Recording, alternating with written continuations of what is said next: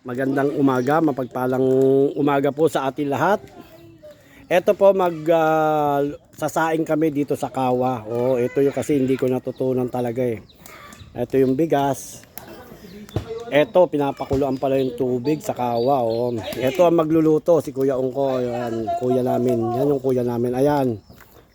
Kailangan antayin palang kumulo. Tapos ilalagay lang na ganun pala yung bigas. Kita mo magsasaing yan ha. Saing yan. Sasaing yan. Alam nyo ang mga nagsasaing lang na mga ganyan, yung mga henyo talaga. Tayo 'di ba? Ang pinagsasaingan na natin rice cooker, pero sa kanila kawa yan ha, kawa. Tapos hindi sabay yung sa bigas. 'Di ba? Sa atin, 'di ba, inuugasan natin yung bigas tapos may sukat-sukat pa. Pero sa kanila kita mo kawa. Tantsaan lang po. Kaya mga idol, tingnan natin kung paano masaing. Kasi di talaga ako bilib talaga ako sa mga nagsasaing ng ganito sa kawa.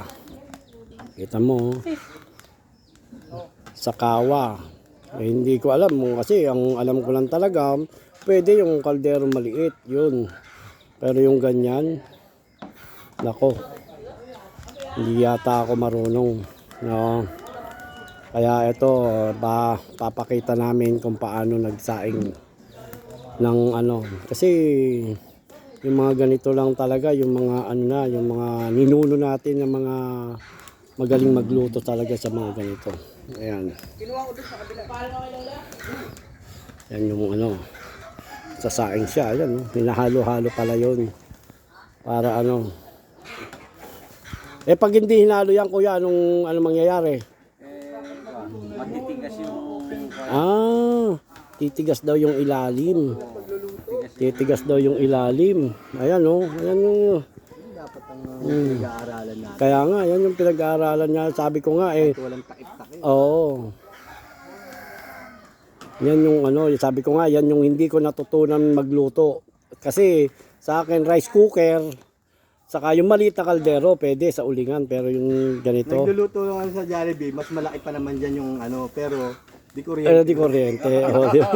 May sukat pa. May sukat. Pagbuhos mo na tubig, may sukatan. Sukatan. Pero ito wala, Iiwan mo na doon, tapos pag may kuryente. mo, tapos na. Ay. Oy. Ayan, yan yung Ikaw na kukiti ang motor Ay sus. Di ka nga una kaputam mo. Yan, total kita. Yan talaga mga eksperto sa pagluluto ng mga ganito. Ayan, pinsan ko yan. Pinsan namin yan. Yan.